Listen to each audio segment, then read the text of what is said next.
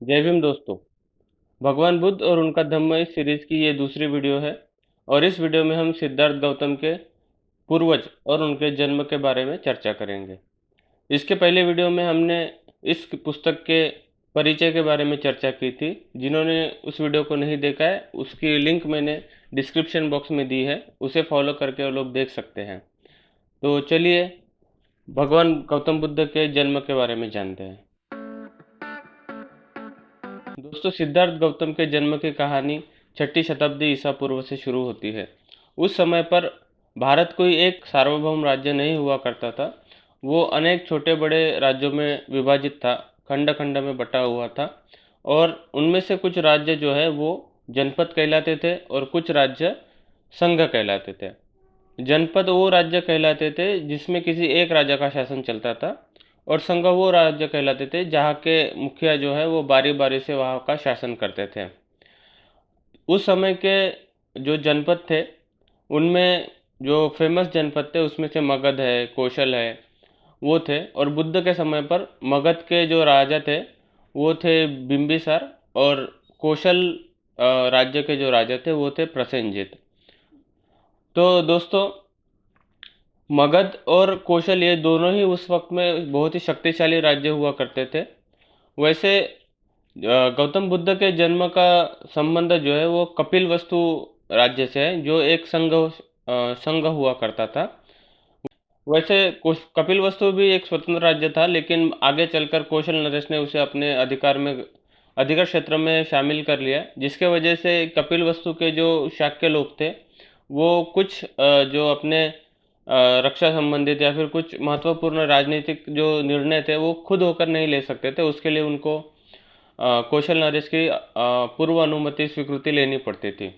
दोस्तों, अब हम सिद्धार्थ गौतम के माता पिता के बारे में जान लेते हैं। सिद्धार्थ गौतम के पिता का नाम शुद्धोधन था, और वो सिद्धार्थ गौतम के जन्म के समय पर कपिलवस्तु के राजा थे। मतलब उस समय पर उनकी जो है उस संघ पर शासन करने की बारी थी, और उनकी माता का नाम जो है वो देवी महामाया था।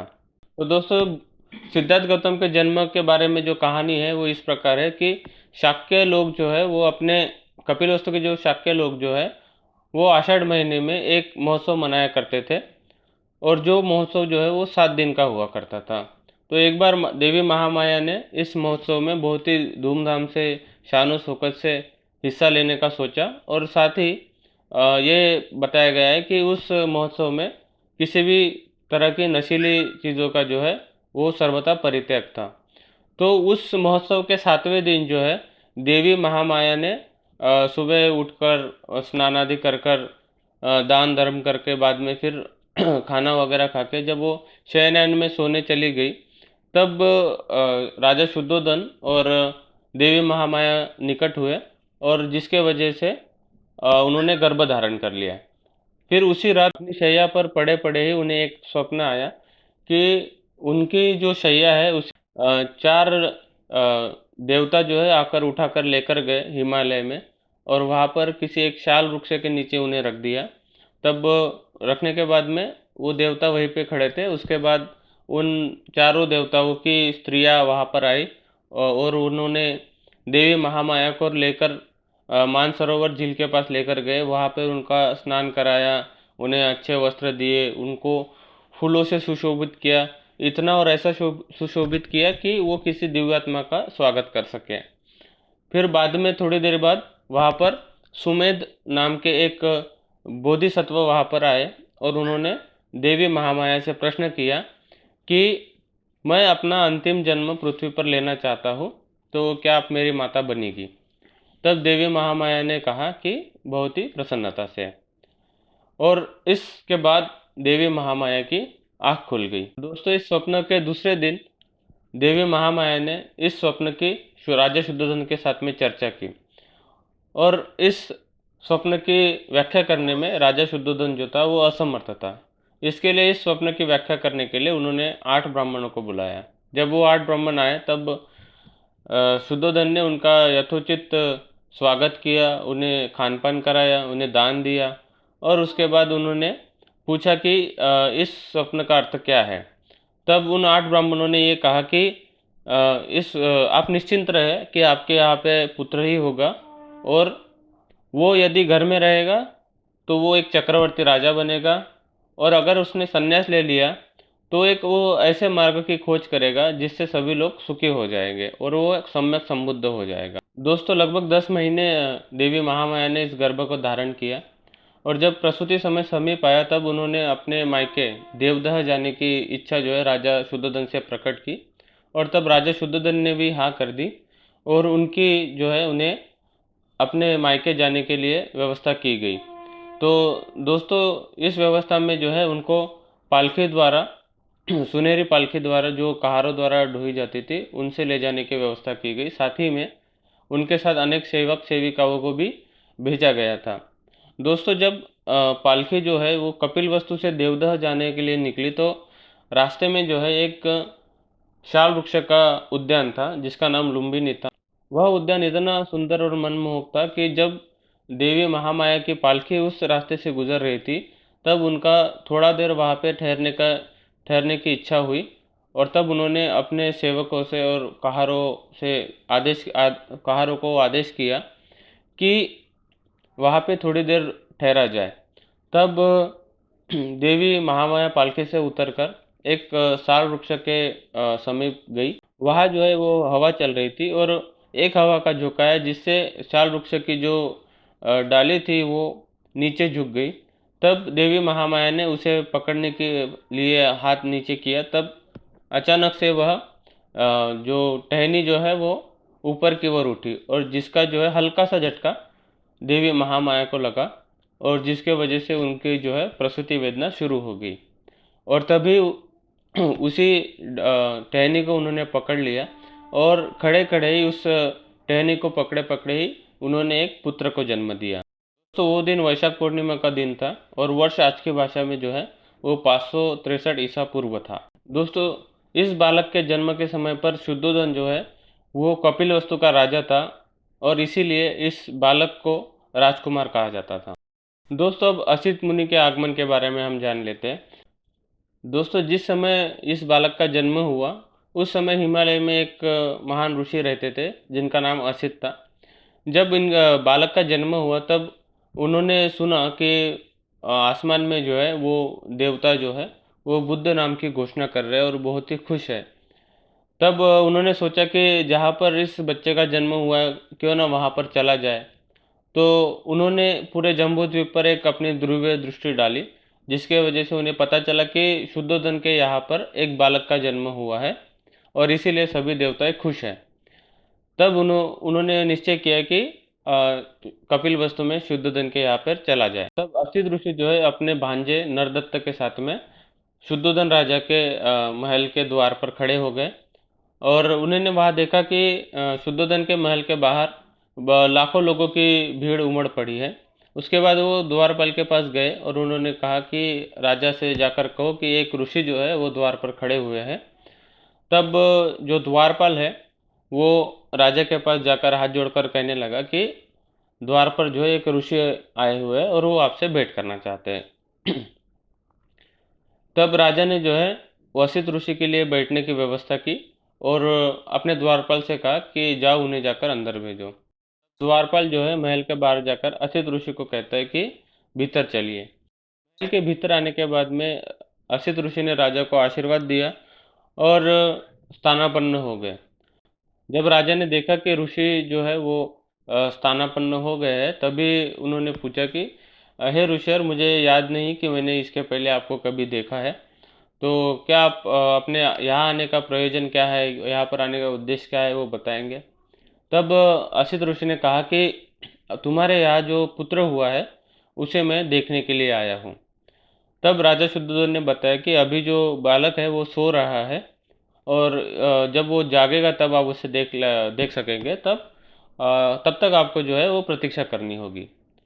तब असित ऋषि ने कहा कि इस तरह की दिव्य विभूतियाँ जो है वो ज़्यादा देर तक सोया नहीं करती, वह स्वभाव से ही जागृत होती है। तब बालक ने अपने जागते रहने का संकेत दिया। ये देखकर कि बालक जाग उठा है, तब राजा ने जो है वो बालक को अपने हाथों में दृढ़तापूर्वक उठाकर असित ऋषि के सामने ले आए, और तब असित ऋषि जो है उस बालक का बारीकी से निरीक्षण करने लगे और उन्होंने देखा कि ये बालक जो है वो 32 महापुरुष लक्षणों और 80 अनुव्यंजनों से युक्त है और उसका तेजोमंडल जो है वह प्रदीप्त है। यह सब देखते ही उनके मुंह से निकल गया कि निस्संदेह यह एक अद्भुत पुरुष है।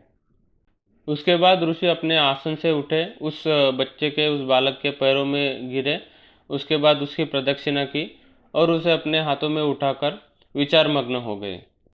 दोस्तों, असित ऋषि पुरानी भविष्यवाणी से परिचित थे कि यह बालक अगर से घर में रहेगा तो एक चक्रवर्ती सम्राट बनेगा और यदि इस बालक ने संन्यास ग्रहण कर लिया तो यह सम्यक संबुद्ध हो जाएगा। और असित ऋषि जो है वो निश्चित थे कि यह बालक घर में नहीं रहेगा, ये संन्यास ही लेगा और सम्यक संबुद्ध हो जाएगा।